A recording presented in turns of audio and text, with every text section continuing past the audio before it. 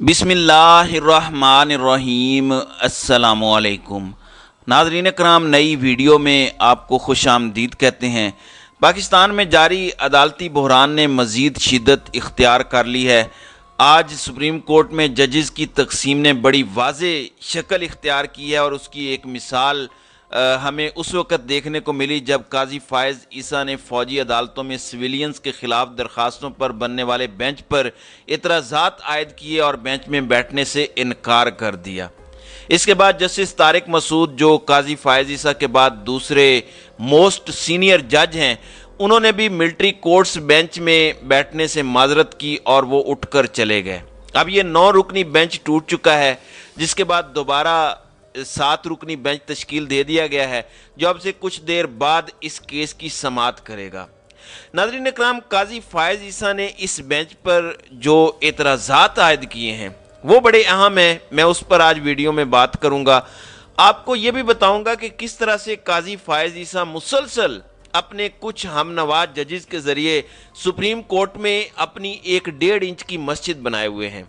खुद को anti establishment show करने वाले काजी फ़ायज़ ईसा किस तरह से हर मामले में हुकूमत और ताकतवरों के मुआविन और मुमिद रहे हैं। इस दौरान एतजाज़ अहसन और काजी फ़ायज़ ईसा के दरमियान कुछ जुमलों का तबादला भी हुआ, जबकि जस्टिस तारिक मसूद ने किस तरह से उज़र पेश किया वो भी मैं आपके सामने इस वीडियो में रखूंगा। नीज़ आपको बताऊंगा कि जहां इलेक्शन का मामला था उस पर काजी फ़ायज़ ईसा अपनी मुंह पर टेप लगाकर बैठे रहे, लेकिन जैसे ही कोई ऐसा मामला जो अवाम के हक में हो उसके ऊपर किसी किस्म की बात करने से ये गुरेज करते हैं और इसी तरह का रवैया जो है ये मुसलसल गुज़श्ता 1 साल से हम देख रहे हैं कि ये अपनाए हुए हैं। अब जो कुछ केस इस बेंच के टूटने से पहले हुआ उसकी समाअत का जो अहवाल है मैं आपके सामने इस वीडियो में रख देता हूं।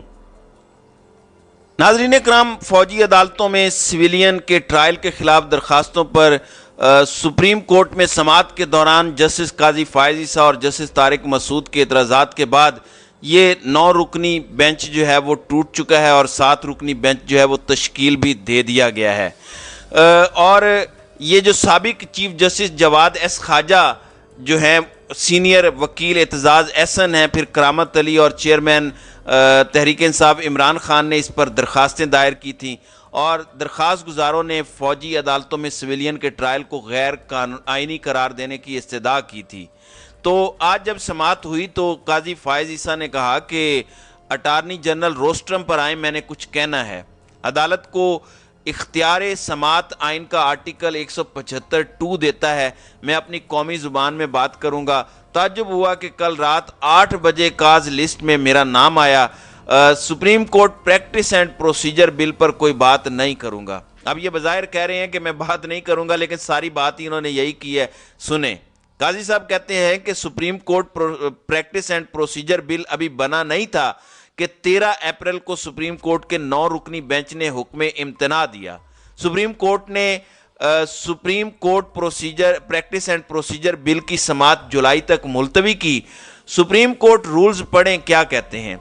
आइन सुप्रीम कोर्ट को समाअत का इख्तियार देता है। जज का हलफ कहता है कि आइन और कानून के मुताबिक फैसला करूंगा। प्रैक्टिस एंड प्रोसीजर एक कानून है। मैं supreme court practice and procedure bill में बेंच का हिस्सा नहीं था, कुछ नहीं कहूँगा। उनका कहना था कि इससे पहले एक आज खुद नोटिस मेरे बेंच में समाअत के लिए मुकर्रर हुआ। मैंने अपने फैसले में कहा कि आइन के आर्टिकल 184(3) में रूल्स बनाए जाएं। उसके बाद ताज्जुब, दुख और सदमा हुआ कि 31 मार्च को इशरत अली ने सर्कुलर जारी किया। इशरत अली ने 31 मार्च के सर्कुलर में कहा कि सुप्रीम कोर्ट के 15 मार्च के हुक्म को नज़रअंदाज करें। ये वक़्त थी सुप्रीम कोर्ट के फैसले की। फिर सुप्रीम कोर्ट ने 6 मेंबर बेंच बनाकर सर्कुलर की तौसीक की और मेरा फैसला वापस लिया। मेरे दोस्त यकीनन मुझसे काबिल हैं, लेकिन मैं अपने ईमान पर फैसला करूंगा। काजी साहब का कहना था कि इस 6 मेंबर बेंच में अगर नजरसानी थी तो मरकजी केस का कोई जज क्यों शामिल नहीं था। यह अब एतराज़ गिनते जाएं। मैंने 6 मेंबर बेंच पर नोट तहरीर किया जिसे सुप्रीम कोर्ट की वेबसाइट पर अपलोड करने के बाद हटा दिया गया। चीफ जस्टिस ने 16 मई को पूछा कि क्या मैं चैम्बर वर्क करना चाहता हूं या नहीं। बताता हूं कि मैं चैम्बर वर्क को तरजीह क्यों दी। ایک قانون بنا دیا گیا بینچز کی تشکیل سے متعلق، کسی پر انگلی نہیں اٹھا رہا، لیکن میرے پاس آپشن تھا کہ حلف کی پر پاسداری کروں یا عدالتی حکم پر بینچ میں بیٹھوں۔ میری دانست میں قانون کو مسترد کیا جا سکتا ہے، معطل نہیں کیا جا سکتا۔ مجھ سے جب چیمبر ورک کے بارے میں دریافت کیا گیا تو میں نے 5 صفحات پر مشتمل نوٹ لکھا۔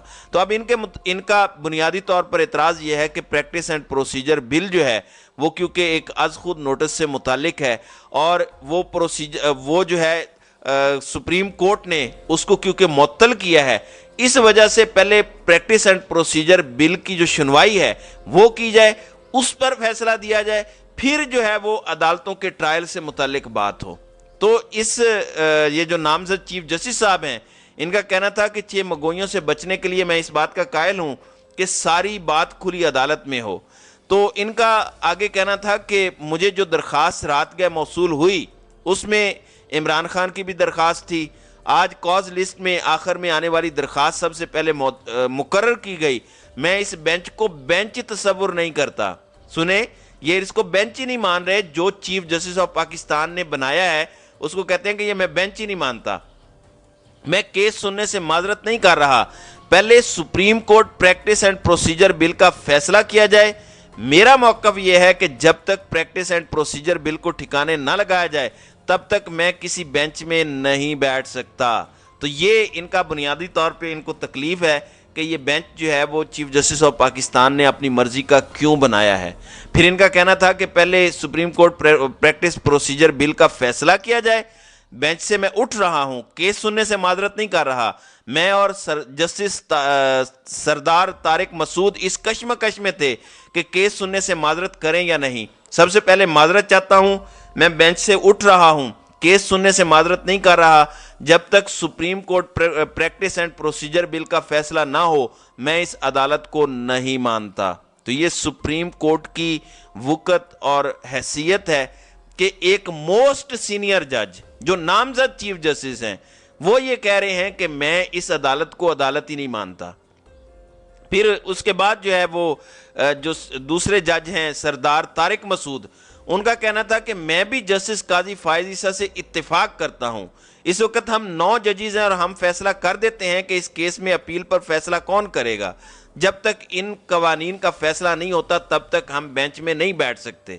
یعنی انہوں نے پریکٹس اینڈ پروسیجر بل کے بعد جو ریویو ججمنٹ ہے، یعنی جو نظر ثانی کی اپیل ہے، اس کا بھی اس کی طرف جو ہے وہ طارق مسعود صاحب کہہ رہے ہیں کہ اگر 9 رکنی بینچ، لارجر بینچ جو ہے، فل بینچ جو ہے وہ ابھی سنے گا تو پھر جب ریویو کی پٹیشن دوبارہ دائر ہونی ہے تو اس کو کون سنے گا، اس لیے میں بھی نہیں بیٹھ سکتا۔ تو یہ انہوں نے اعتراضات کیے ہیں اور ان اعتراضات کی بنیاد پر انہوں نے جو ہے وہ لارجر بینچ میں بیٹھنے سے انکار کر دیا ہے۔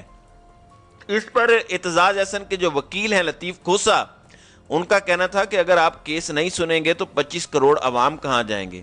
تو جسٹس طارق مسعود نے کہا کہ 25 کروڑ عوام کا خیال پہلے کیوں نہیں آیا؟ جب تک ان قوانین کا فیصلہ نہیں ہوتا تب تک ہم بینچ میں نہیں بیٹھ سکتے۔ تو آپ کو بھی تو خیال نہیں آیا، آپ بھی تو جسٹس ہیں، انصاف مہیا کرنے کے لیے جو ہے وہ عدالت میں بیٹھے ہیں، لیکن کس طریقے سے عوامی معاملات کو اور جو انسانی حقوق کے معاملات کے اوپر ایک کیس ہے اس کو آپ نے ٹھوکر لگائی ہے، اس کے اوپر جتنا افسوس کا اظہار کیا جائے کم ہے۔ پھر اعتزاز احسن نے کہا کہ گھر کے تحفظ کے لیے کیس سن لیجئے، آپ سپریم کورٹ میں مل بیٹھ کر فیصلہ کرنے کے پابند ہیں، آپ میرے چھوٹے بھائی ہیں، اگر میں اتفاق بھی کروں تو کہوں گا آپ بینچ میں بیٹھ جائیں۔ جس پر قاضی فائز عیسیٰ نے کہا کہ آپ بڑے قانون دان اور سینئر ہیں، آپ کہتے ہیں میں اس بار اپنا حلف توڑ دوں۔ بڑی ہی شرمناک اور افسوسناک بات ہے کہ یہ لوگ جو ہیں وہ جو الیکشن کروانے کا جو بیان ہے اس کے اوپر واضح طور پر جو ہے وہ قانون کیا کہتا ہے موجود ہے، لیکن اس کے اوپر یہ اپنے ہونٹ سی لیتے ہیں، لیکن یہاں پر یہ دعویٰ کر رہے ہیں کہ میں اپنا حلف توڑ لوں، حالانکہ اس کے اوپر تو کوئی فیصلہ بھی نہیں ہوا۔ اعتزاز احسن نے کہا کہ آپ کا موقف درست ہوگا لیکن یہ گھر کی مانند ہے۔ قاضی صاحب نے کہا کہ اعتزاز صاحب یہ گھر نہیں سپریم کورٹ ہے، میں آئین اور قانون کے سائے میں بیٹھ کر فیصلے کرتا ہوں، میں بینچ سے اٹھ نہیں رہا، یہ عدالت ہی نہیں۔ جب تک پریکٹس اینڈ پروسیجر بل پر فیصلہ نہیں ہوتا تب تک ہر بینچ غیر قانونی ہے۔ آئین اور قانون کے تحت فیصلے کرنے کا حلف اٹھایا ہے۔ اس موقع پر چیف جسٹس نے کہا کہ اعتزاز صاحب ایسا نہ کریں، عدالت کے ڈیکورم کا خیال کریں۔ Practice and procedure bill per attorney general نے کہا کہ ترمیم کر رہے ہیں، ہمارے لیے تمام فاضل جج صاحبان کی عزت ہے، ہم نے جو کیا آئین کے مطابق کیا، چاہتے ہیں فیصلے حق اور انصاف کے مطابق ہوں، چاہتے ہیں فیصلے مخلوق خدا کی خاطر ہوں۔ دو معزز سینئر ججز نے اعتراض کیا ہے، ممکن ہے supreme court practice and procedure bill پر حکم امتناع ختم ہو جائے۔ اب یہ جو ہے چیف جسٹس نے انڈائریکٹلی قاضی صاحب کو اچھا خاصا تھپڑ مارا ہے، یہ بات کہہ کے کہ پہلے ہی جو ہے وہ اٹارنی جنرل کہہ رہے ہیں کہ ہم اس کے اندر مزید ترامیم کرنا چاہتے ہیں، یعنی حکومت نے پریکٹس اینڈ پروسیجر بل میں ترامیم کے لیے وقت مانگا ہوا ہے۔ تو یہ کس طرح سے قاضی صاحب کہہ سکتے ہیں کہ ان کے اوپر پہلے فیصلہ کریں؟ اس کا مطلب یہ ہے کہ حکومت جو ہے وہ 2 مہینے اس کے اوپر جو ہے وہ لگی رہے تو جو ہے وہ دوسرے کسی کیس کی سماعت بھی نہیں ہو سکتی۔ تو یہ اس طرح کا معاملہ جو ہے وہ اس وقت سپریم کورٹ کے اندر پیش آیا ہے، جو انتہائی افسوسناک ہے۔ تو ناظرین اکرام، آپ کی اس ویڈیو کے حوالے سے کیا رائے ہے؟ آپ اپنی رائے کا اظہار کامنٹ سیکشن میں ضرور کیجیے گا۔